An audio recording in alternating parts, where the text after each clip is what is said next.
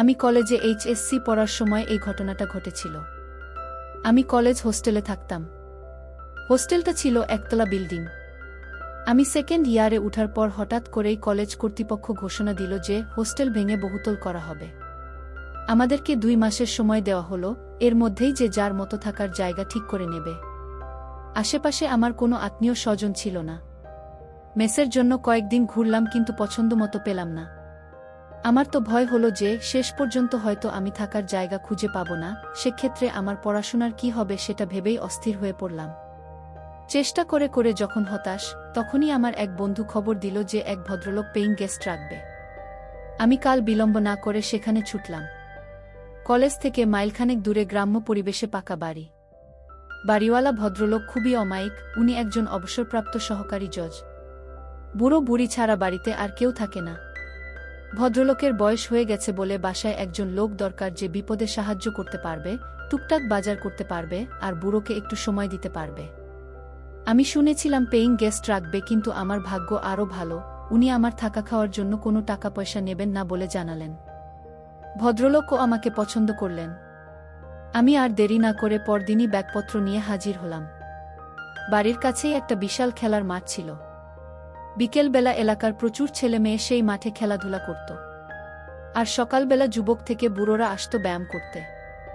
আমার অভ্যাস ছিল প্রতিদিন ভোরে উঠে দৌড়ানো। যারা আসত প্রায় সবাই সবাইয়ের পরিচিত হয়ে উঠেছিলাম। হঠাৎ একদিন একজন নতুন অতিথিকে দৌড়াতে দেখলাম। ভদ্রলোক সহজেই আমার দৃষ্টি আকর্ষণ করল, কারণ উনি দারুণ হ্যান্ডসাম, পেটানো শরীর, বেশ লম্বা আর দেখেই বোঝা যায় শরীরে তাকত আছে। আমি একবার উনাকে পানি করার সময় হাত তুলে সালাম দিলাম, উনিও জবাব দিলেন এবং হাসলেন। সবচেয়ে উল্লেখযোগ্য হল উনি বারবার পিছন ফিরে আমাকে দেখছিলেন। ভদ্রলোক শ্যামলা, কালোই বলা চলে, গোঁফ আছে, তবে দেখেই বোঝা যায় লোকটা খুব মিশুক প্রকৃতির। সেদিনই বিকেলবেলা আমি মাঠের একপাশে বসে খেলা দেখছিলাম।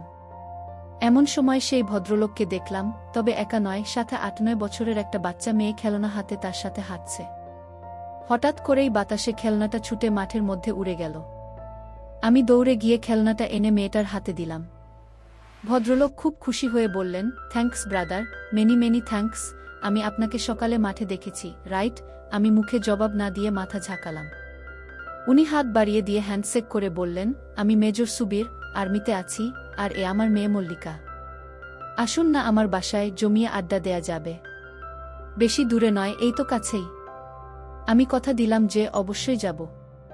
উনি বাসার লোকেশন বলে দিলেন, এখান থেকে উত্তর দিকে 8টা বাড়ি পরেই একটা মুদি দোকান আছে, রহমান স্টোর্স, সেটার পিছনেই তাদের বাড়ি, আমার নেমপ্লেট দেয়া আছে গিউ। আমি চিনলাম বাসাটা, একটা একতলা বাড়ি।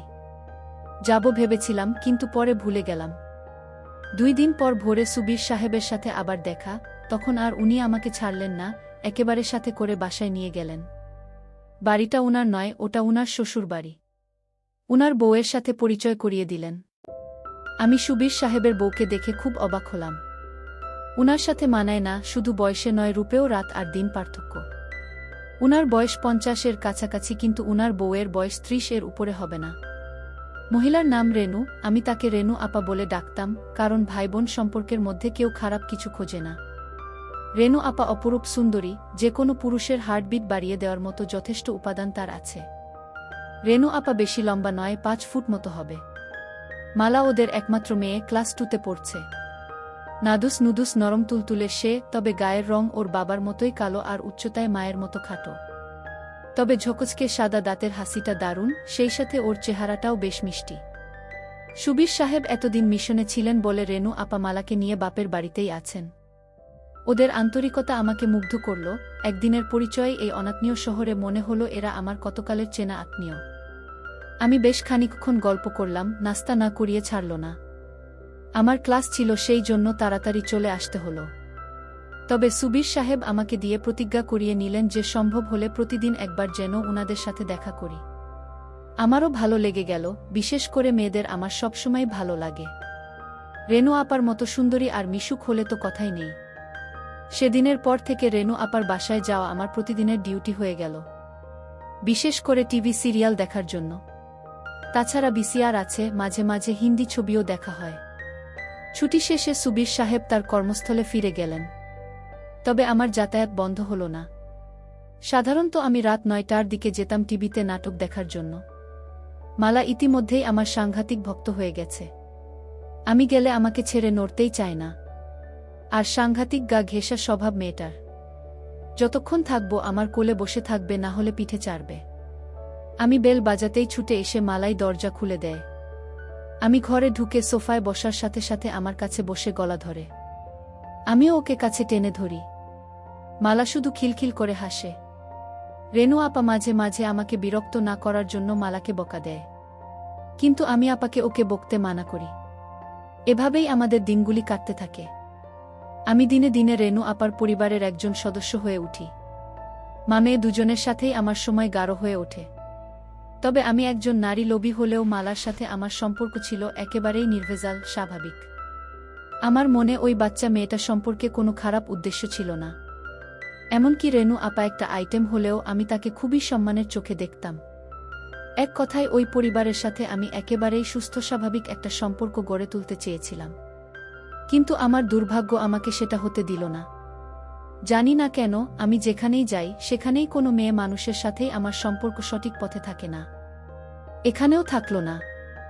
৪ মাস পরের কথা। তখন শীতকাল এসে গেছে। আমি সচরাচর বাসায় লুঙ্গি পরি এবং রেনু আপার বাসায়ও লুঙ্গি পরেই যাই। শীতের জন্য কয়েকদিন হলো গায়ে একটা চাদর জড়াচ্ছি। মালা যথারীতি আমার কোলে বসে এবং চাদরের ভিতরে ঢুকে পড়ে। মাঝে মধ্যে মালার নড়াচড়া এতটাই অস্বাভাবিক হয়ে পড়ে যে আমারটা গরম হয়ে ওঠে। কিন্তু আমি এই পরিবারের সাথে সম্পর্কটা নষ্ট করতে চাই না বলে খুব সাবধান থাকি, যাতে আমার দিক থেকে কোনোরকম দুর্বলতা প্রকাশ হয়ে না পড়ে। কিন্তু সবসময় মনে হয় আমরা যা চাই বিধাতা তা চান না। প্রকৃতপক্ষে সবই তো তার দখলে। একদিন আমি যথারীতি রেনু আপার বাসায় গিয়ে ড্রয়িং রুমে টিভি ছেড়ে বসলাম। আপা রান্নাঘরে ব্যস্ত ছিল বলে আমাকে বসতে বলে চলে গেল। মালা পড়াশোনা করছিল। আধ ঘন্টা পরে মালা পড়া শেষ করে ড্রয়িং রুমে এলো। আমাকে দেখেই ছুটে এসে আমার 2 পাশে পা দিয়ে কোলে বসে গেল চাদর সরিয়ে। মালা কখনো বসে স্থির থাকে না, সেদিনও বেশিক্ষণ স্থির থাকল না। মিনিট 5 মধ্যেই ওর নড়াচড়া শুরু হয়ে গেল। তবে সেদিনের নড়াচড়ার পরিমাণটা ছিল বেশি। আমি বললাম, কিরে অমন করছিস কেন? মালা বলল, আমার চুলকাচ্ছে চু। আমি বললাম, ঠিক আছে, তাহলে নিচে নেমে বস। কি আমার কথা শুনে মালা উঠে দাঁড়ালো, আর আমি আমার পা দুটি সরিয়ে মালা আমার 2 পায়ের মাঝে সোফার উপরে বসল। কিন্তু মালা সম্ভবত বুঝতে পেরেছিল যে সোফার মাঝখানে মোটা দড়ির মতো কিছু একটা আছে। আমি ওটাকে থামানোর যথাসাধ্য চেষ্টা করলাম, কিন্তু পারলাম না। ওর কানের কাছে ফিসফিস করে ধমকে উঠলাম, এই মালা, কি হচ্ছে এসব? ছাড় বলছি। কি? মালা তখন বলল, ছাড়ব না। তুমি শক্ত বানালে কেন? ছাড়ব না। কি করবে? আমি এবারে অন্য পথ চেষ্টা করলাম। বললাম, আপা দেখলে কিন্তু জবাই করে ফেলবে। মালা হেসে বলল, মাম্নি রান্নাঘরে তোমার জন্য পোলাও মাংস রাঁধছে, এদিকে আসবে না? গিয়ে আমি বললাম, তবুও এসব ভালো না লক্ষ্মী মাম্নি, ছাড়ো। মালা আরও জোরে ধরে বলল, না ছাড়ব না, আমার ধরে থাকতে ভালো লাগতেছে। আমার ধৈর্যের বাঁধ ভেঙে গেল, মাথার মধ্যে গোলমাল হয়ে গেল, আমার হিতাহিত গান লোপ পেয়ে গেল। আমি স্থানকালপাত্র সব ভুলে গেলাম। আমি ফিসফিস করে বললাম, দেখ, তুই যদি আমারটা না ছাড়িস আমি কিন্তু তোরটা ধরব। 1 সেকেন্ডও দেরি না করে মালা আমার চোখে চোখ রেখে হাসতে হাসতে বলে দিল, ধরো না, ধরো। আমি কি মানা করেছি নাকি? একেবারেই বাচ্চা একটা মেয়ে, যার কিনা সন্ধিক্ষণে পৌঁছানো এখনো অনেক বাকি, তার এরকম কাজ দেখে আমার টাস্কি লেগে গেল। একটু পর রেনু আপা এলো। আমি ভয় পেয়ে হাত সরিয়ে নিলেও মালা ছাড়ল না। যেহেতু আমাদের পুরো শরীর চাদরে ঢাকা ছিল, আপা কিছুই বুঝতে পারল না। আপা আমার জন্য গরম গরম খাবার তৈরি করে এনেছিল। আমার সামনে টেবিলে সেগুলি রাখতে লাগল। নিচুটে টেবিলে খাবার রাখার জন্য আপাকে আমার সামনে অনেকখানি নুয়ে পড়তে হচ্ছিল। ওই দৃশ্য চোখে পড়ার সাথে সাথে আমার কেমন যেন অনুভূতি হলো। আমার চোখ সরাতে চেষ্টা করলাম, কিন্তু আমার অবাধ্য চোখ বারবার ঘুরে ফিরে চুম্বকের মতো ওদিকেই আটকে যাচ্ছিল। ভয় হচ্ছিল, বাই চান্স আপা যদি বুঝতে পারে তাহলে হয়তো ভীষণ রাগ করবে, আর আমি অনেক কিছু থেকে বঞ্চিত হব। কিন্তু সৌভাগ্যক্রমে সেসব কিছু হলো না। আমি মালাকে নামিয়ে পাশে বসিয়ে দিলাম, আর আপার আনা খাবার খেতে শুরু করলাম। শুক্রবার আমাদের কলেজ বন্ধ থাকে। প্রতি শুক্রবারেই সকালে আমি রেনু আপার বাসায় যাই টিভিতে প্রোগ্রাম দেখার জন্য। সেদিনও ছিল শুক্রবার। আপা আমার জন্য চা করে নিয়ে এলো। আমি সোফায় বসা, আপা হামা দিয়ে টেবিলে চা রাখল। সেদিন আপা সালোয়ার কামিজ পরেছিল। যখন আপা চায়ের কাপ রাখতে গেল তা দেখে আমার হার্টবিট বেড়ে গেল। আমি চা খেয়ে টিভি দেখতে লাগলাম, একটা সুন্দর ছবি হচ্ছিল। 11টার দিকে আপা নিজের কাপড় চোপড় নিয়ে ঘর থেকে বেরিয়ে গেল, সম্ভবত গোসল করার জন্য গেল। আমার গায়ে চাদর ছিল না, এজন্য মালা এতক্ষণ বিশেষ সুবিধা করতে পারছিল না। এবার মালা তার কাজ শুরু করে দিল। আমার কৌতূহল চেপে রাখতে না পেরে আমি জানতে চাইলাম, ও এসব কোথা থেকে শিখেছে। মালা প্রথমে আমাকে কসম খাইয়ে নিল যে আমি কাউকে এটা বলবো না। পরে বলল টিভিতে দেখে শিখেছে। আমি বললাম মানে? মালা বলল বাবা ছুটিতে আসার সময় ভিডিও ক্যাসেট নিয়ে আসে। অনেক রাতে ওরা যখন মনে করে আমি ঘুমায়ে গেছি তখন সেই ভিডিও দেখে, কিন্তু আসলে তো আমি ঘুমাই না। চুরি করে দেখি কেমন করে এসব কাজ করতে হয়। রেনু আপা চলে আসাতে আমরা চুপ মেরে গেলাম। মালা উঠে বাইরে চলে গেল, আমি টিভিতে মনোযোগ দিলাম। আমি যেখানে বসেছিলাম সেখান থেকে রেনু আপার ড্রেসিং টেবিল আড়ালে হলেও ড্রেসিং টেবিলের সামনে কেউ দাঁড়ালে সরাসরি তাকে দেখা না গেলেও আয়নার মধ্যে তাকে পরিষ্কার দেখা যায়। আমিও দেখতে পাচ্ছিলাম। চাইছিলাম ওদিকে তাকাবো না, কিন্তু অবাধ্য চোখ বারবার ঘুরে ঘুরে ওদিকে চলে যাচ্ছিল। আপা টেবিলের উপরে পা তুলে দিয়ে লোশন মাখল। হঠাৎ আমার বুকটা এমনভাবে ধরফর করতে লাগলো যে মনে হলো হৃৎপিণ্ডটা না বাইরে বের হয়ে যায়। কারণ রেনু আপা তার সব হঠাৎ করে আমার মাথার মধ্যে বিজলি খেলে গেল। মালার বলা কথাগুলো মনে পড়ে গেল। আমি রেনু আপার কার্যকলাপের মধ্যে পরিষ্কারভাবে অন্য কিছুর স্বাদ পেলাম, আর তার টার্গেট আর কেউ নয়, আমি। মুখে ভাই ডাকলেও তার আসল উদ্দেশ্য অন্য। মালার কথায় বুঝতে পেরেছি যে কোনো কারণেই হোক সুবীর বাবু কাজ করতে অক্ষম। সেক্ষেত্রে আপার কাতর হওয়াটাই স্বাভাবিক। কিন্তু মালার সাথে আমি যেভাবে আটকে গেছি তাতে মামে দুজনকেই। না না, সেটা সম্ভব নয়। এটা আমি পারব না। সিদ্ধান্ত নিলাম, হয় মালা না হয় আপা থেকে আমাকে দূরে থাকতে হবে। সেদিনের মতো আমি দ্রুত আপার বাসা থেকে চলে এলাম। পরের 2-3 দিন ইচ্ছে করেই আমি আপার বাসায় গেলাম না। পরের দিন বিকেলবেলা যখন আমি গেলাম আপা খুব রাগ করল। আমি অজুহাত দেখালাম যে সামনে পরীক্ষা, সেজন্য আসিনি, আর তাছাড়া আমার বাড়িওয়ালা আর তার বউ একটা নিমন্ত্রণ খেতে গেছে 3-4 দিনের জন্য, তাই বাড়ি ছেড়ে আসতে পারিনি। আমি সেদিনও তারা দেখালাম যে আমি বাড়িতে একা আছি, তাই বেশিক্ষণ থাকা যাবে না, চুরি টুরি হতে পারে, আমাকে তাড়াতাড়ি ফিরতে হবে। আপা সব অক্টে বিশ্বাস করল। আসলে বাড়িওয়ালা সেদিনের জন্য দাওয়াত খেতে গেছিল। আমি এদিকে মালার সান্নিধ্য মনে প্রাণে চাইছিলাম। আর তাছাড়া এ কয়দিন মালাকে নিয়ে হাত দিয়ে কাজ চালিয়েছি। চোখের দেখা দেখিনি, তাই এটাই সবচেয়ে বড় সুযোগ, বাড়িতে আমি একা। মালাকে সাথে নিয়ে যাওয়ার কথা বলতেই আপা রাজি হয়ে গেল। মালাও বোধ হয় এটাই চাইছিল, সেও খুশি মনে আমার সাথে চলে এলো। বাড়িওয়ালা দাওয়াত খেতে গেছে, আসবে সেই গভীর রাতে। আমি মালাকে ঘরে নিয়ে দরজা বন্ধ করে দিলাম। আগেই মালার জন্য কিছু চকলেট এনে রেখেছিলাম, সেগুলি ওকে দিয়ে আমি শুয়ে পড়লাম। মালা আমার উপর মাথা রেখে চকলেট খেতে লাগল। মালা বলল, এই চকলেট মিষ্টি না, দেখি আমার আসল চকলেট খাই। সকল কাজটাজ সেরে আমি খুশি মনে মালাকে বাসার গেট পর্যন্ত এগিয়ে দিলাম। যাওয়ার পথে মালাকে বললাম যে আমি পরীক্ষার পড়া নিয়ে কয়েকদিন ব্যস্ত থাকব, তাই ওদের বাসায় যেতে পারব না। আমার মাথায় আরেক ফন্দি এলো, তাই মালাকে বললাম, যদি পারিস তুই নিজেই সকালে চলে আসিস। সত্যি আমি 3-4 দিন না যাওয়াতে এক ভোরে মালা এসে হাজির। আমি ওকে নিয়ে বাড়ির পিছনের সবজি খেতে গিয়ে বসলাম। ওখানে সকালের রোদটা লাগে, আর জায়গাটা নির্জন, সচরাচর ওদিকে কেউ যায় না। আবার দুজনে মিলে কাজ শুরু করে দিলাম। বেশ শান্তি পেলাম আজ। ঠিক পরে দিন মালা একটা দুঃসংবাদটা দিল। সুবীর বাবু কোয়ার্টার পেয়েছেন, মালারা খুব শীঘ্রই ঢাকায় চলে যাচ্ছে। মালা খবর দিল যে রেনু আপা আমাকে দেখা করতে বলেছে। আমি দ্রুত রেনু আপার সাথে দেখা করলাম। আপা আমাকে তার স্বামীর লেখা চিঠি পড়তে দিল। সুবীর বাবু আসতে পারবেন না, তাই আমাকে অনুরোধ করেছেন মালা আর আপাকে ঢাকার গাড়িতে উঠিয়ে দেওয়ার জন্য। রেনু আপার সকল প্রস্তুতি আগে থেকেই নেওয়া ছিল। আমাকে পরের দিনের টিকিট আনতে বলল। আমি পরের দিনের ট্রেনেই আপা আর মালাকে তুলে দিলাম। আমার কেন যেন মনে হলো আপা আমার উপর রাগ করেই তাড়াহুড়ো করে চলে গেল। অনার্স করার পরে পারিবারিক জটিলতার কারণে আমার আর গতানুগতিক লেখাপড়া করা সম্ভব হচ্ছিল না। তাই বিদেশ যাবার উদ্দেশ্যে কর্মমুখী শিক্ষা নেয়ার জন্য ঢাকার একটা বড় নামকরা শিক্ষায়তনে ভর্তি হলাম। এক বন্ধুর সাথে মেসে থাকতাম। ঢাকায় আসার পর থেকেই রেনু আপা আর মালার সাথে দেখা করার এক অদম্য আগ্রহ থাকলেও ইনস্টিটিউটের কঠিন নিয়মকানুনের জন্য হয়ে ওঠেনি। কারণ সকাল 7টা থেকে দুপুর 2টা পর্যন্ত ক্লাস করতে হতো, তারপরে মেসে ফিরে পরের দিনের হোমওয়ার্ক করতে হতো, সপ্তাহে শুধু শুক্রবারে ছুটি থাকত। বেশি ছুটি পেলেই বাড়িতে যেতে হতো টাকার জন্য, এসব কারণে আর হয়ে ওঠেনি। সবচেয়ে বড় সমস্যা হলো, রেনু আপাদেরকে তো খুঁজে বের করতে হবে, আমি সুবীর বাবুর ঠিকানা জানি না। আর সে কাজের জন্য যথেষ্ট সময় দরকার, যেটা আমি কোনোভাবেই ম্যানেজ করতে পারছিলাম না। হঠাৎ করেই ইনস্টিটিউট 2 সপ্তাহের জন্য বন্ধ হয়ে গেল। আমি বাড়ি যাওয়া বাদ দিয়ে মালাদের খুঁজে বের করার জন্য মনস্থির করলাম। মনটা বড়ই আওলা লাগতেছিল। আমি ছুটির কথা বন্ধুকে বললাম, কিন্তু বাড়ি যাব না সেটা বললাম না। পরের দিন বন্ধু কাজে বেরিয়ে যাওয়ার সময় শুধু জানালাম, আমি হয়তো বাড়ি চলে যেতে পারি। প্রথমেই গেলাম ঢাকা সেনানিবাস অফিসার্স কোয়ার্টার্স এলাকায়। ঢুকতেই গার্ডদের বসার রুম, সেখানে জিজ্ঞেস করে জানতে পারলাম সুবীর বাবু অনেক আগে কোয়ার্টারে থাকতেন। পরে তিনি মিশনে বিদেশ চলে যান। বিদেশ থেকে ফিরে ঢাকায় বাড়ি কিনেছেন, উনার পরিবার সেই বাড়িতেই থাকে। কিন্তু তারা সেই বাসার ঠিকানা দিতে পারল না, তবে আমাকে আর্মি হেডকোয়ার্টারে খোঁজ নেবার পরামর্শ দিল। আমি সোজা হেডকোয়ার্টারে গিয়ে খোঁজ নিলাম। সুবীর বাবুর প্রমোশন হয়ে এখন তিনি লেফটেন্যান্ট কর্নেল, বাসার ঠিকানা পাওয়া গেল।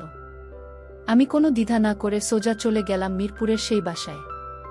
সহজেই পাওয়া গেল, নম্বর মিলিয়ে 6তলা বিল্ডিং এর সামনে যেতেই বসবাসকারীদের নেমপ্লেট চোখে পড়ল, সেখানে সুবীর বাবুর নামও আছে।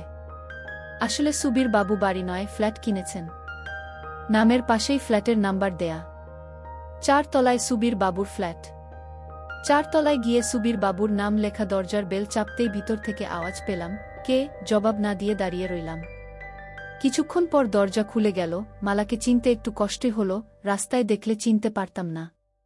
চেহারার আদলটা আছে, আর সব কিছু পাল্টে গেছে। বেশ লম্বা আর একটু মোটা হয়েছে মালা। আমাকে দেখেই চোখ কপালে তুলে একটা চিৎকার দিল, ও মাম্নি, দেখো কে আসছে।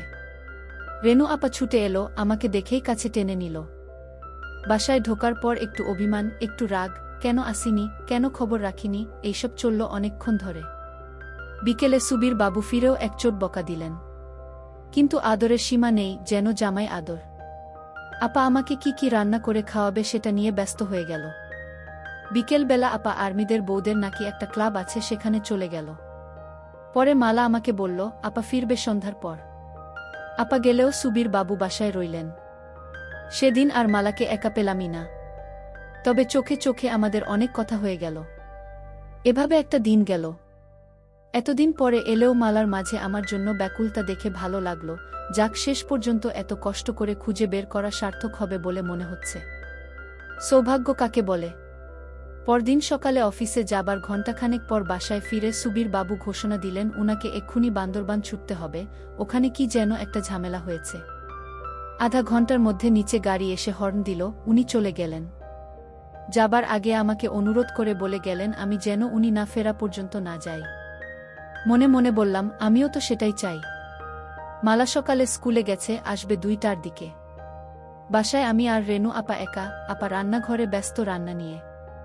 রান্না শেষে আপা আমাকে গোসল করে নিতে বলল। আমি গোসল থেকে বের হলে আপা গেল গোসল করতে। এ ফ্ল্যাটে গেস্ট রুম আছে, কাজেই আপা বেডরুমে আর আমি গেস্ট রুমে। টেবিলে খাবার দেবার সময় খেয়াল করলাম, আপার লোভী চোখ আমাকে কেবল দেখছে আর দেখছে, যেন গিলে খাবে। খাওয়া শেষ করে আপা আমাকে বলল, তোর সাথে আমার কিছু কথা আছে। আমি ব্যস্ততার ভান করে বললাম, আপা আছি তো বেশ কিছুদিন, পরে শুনব। আমি বুঝতে পেরেছিলাম আপা আমাকে কি বলতে চায়। আপা বলল, আচ্ছা ঠিক আছে, তুই রেস্ট নে, আমি একটু বেরুবো, একটু পরেই মালা চলে আসবে। আমি গেস্ট রুমে ফিরে এলাম। আপা সেজেগুজে যাওয়ার সময় আমার সাথে দেখা করে দরজা লাগাতে বলল। আপাকে কেমন যেন বিষণ্ণ লাগছিল। 2টার পর পরই কলিং বেল বাজল। দরজা খুলে দিতেই মালার হাসি মুখ দেখতে পেলাম, খুশিতে চমকাচ্ছে। ঘরে ঢুকেই বলল, বাবা আসেনি, ওর বাবার বান্দরবান যাওয়ার কথা ওকে জানালাম। শুনে আরও বেশি খুশি হলো, আমাকে নিয়ে নাচতে লাগলো আর গান গাইতে লাগলো। মালা বেশ লম্বা হয়েছে। মনে হলো মাঝের এই 6টি বছর মালার কাছে 6টি দিনের মতো। মালা সেই আগের মতোই আছে, একটুও বদলায়নি। আমাকে চকাস চকাস করে অনেকগুলি পাপ্পা দিয়ে বলল, মামা ওয়েট করো, আমি আসছি। মালা দৌড়ে ওর রুমে চলে গেল, স্কুল ড্রেস ছেড়ে স্কার্ট আর টি শার্ট পরে এলো। এসেই ঘোষণা দিল, মামা চলো আজ একসাথে গোসল করব। আমি অবাক হয়ে বললাম, বলিস কি? মালা বলল, হ্যাঁ, এটা আমার অনেক দিনের স্বপ্ন। তোমাকে নিয়ে আরও কত যে স্বপ্ন আমার এই ছোট্ট বুকের মধ্যে গেঁথে রেখেছি সেটা তুমি কিভাবে বুঝবে? এতগুলি বছর পরে তুমি এলে, আর আমি তোমাকে প্রতিটা দিন মিস করেছি। মালা কাঁদতে লাগল, চোখের পানি মুক্ত বিন্দুর মতো ঝরে পড়ছিল। একটু স্থির হয়ে আবার আমাকে তাড়া দিল, কই চলো, বললাম না একসাথে গোসল করব। আমি বললাম, কিন্তু আমি তো গোসল করে নিয়েছি। মালা বলল, তাতে কি? আমি বললাম, তুই সত্যিই একটু বদলাসনি, কেবল বড়ই হয়েছিস। মালা হাসল, বলল, বড় তো হয়েছিই তোমার জন্য। তখন যা যা পারোনি, এখন সব উসুল করে নাও, তোমাকে সব উজাড় করে দেব, এটা আমার অনেক দিনের আশা। মালাকে বললাম, একটা সত্যি কথা বলবি? তুই কি এখনো ইনটেক? মালা বড় বড় চোখ করে আমার দিকে তাকিয়ে বলল, মামা, তুমি তোমার মালাকে চেনো না? তুমি ছাড়া এই দুনিয়ায় আর কে আছে যে আমাকে আনবক্স করবে? আমি তো তোমার জন্যই সব জমিয়ে রেখেছি। আমাদের প্রথম প্রথম একটু কষ্ট হলেও আস্তে আস্তে মজা চলে এলো। মালাও দারুণভাবে এনজয় করতে লাগল। সন্ধ্যার পর রেনু আপা এলে আমরা বসে বসে অনেক গল্প করলাম। রেনু আপা আমার দিকে কি রকম করে যেন চোখে তাকাচ্ছিল। রাতে আমি শুয়ে পড়ার পরে আগের রাতে সুবীর বাবু আমার মশারি টাঙিয়ে দিয়েছিল। সেদিন রাতে সুবীর বাবু না থাকাতে আপাকে দেখলাম মশারি হাতে আমার বিছানার কাছে আসতে। আমি ঘুমের ভান করে মটকা মেরে পড়ে রইলাম। আপা প্রথমে লাইট অফ করে ডিম লাইট জ্বালালো, তারপর আমার পাশে খাটের উপর বসল। কতক্ষণ বসে আপা কি যেন ভাবল, তারপর উঠে মশারি টাঙিয়ে দিয়ে চলে গেল। সেদিন রাতেও আপা আমার পাশে বিছানায় অনেকক্ষণ বসে রইল। আমি জানতাম আপা কি চায়, কিন্তু ও যে মালার মা। আমি যদি মালাকে বিয়ে করতাম, তাহলে রেনু আপা আমার শাশুড়ি হতো। আমি কিছু বলতেও পারছিলাম না আপা কষ্ট পাবে বলে, আবার মেনে নিতেও কষ্ট হচ্ছিল। আপাকে আমি অন্য চোখে দেখতাম, মনে মনে খুব শ্রদ্ধা করতাম। মাথার মধ্যে আমার চিন্তার ঝড় বয়ে যাচ্ছে, একটা দ্বন্দ্ব চলছিল। শেষ পর্যন্ত সিদ্ধান্ত নিলাম, না, এমন কাজ করা যাবে না, কারণ ও যে মালার মা, ওকে যে আমি বড় শ্রদ্ধার চোখে দেখি। তাই আপা যখন কাছে চলে এলো, আমি বললাম, ছি আপা, এ কি করছা? আপা যেন পাগল হয়ে গেল। আমাকে ধরে বলল, প্লিজ আমাকে একটু সুখ দে, আমি আর থাকতে পারছি না, আমি তিলে তিলে শেষ হয়ে যাচ্ছি। লক্ষ্মী ভাই আমার, আমাকে বঞ্চিত করিস না। সেই প্রথম তুই যখন আমাদের বাসায় আসলি, তখন থেকেই তোর জন্য পাগল হয়ে আছি। বন্ধুরা, ভিডিওটি অনেক বড় হয়ে যাওয়ার কারণে গল্পের বাকি অংশ অন্য কোনো ভিডিওতে দেওয়া হবে। সবাই সাথেই থাকো।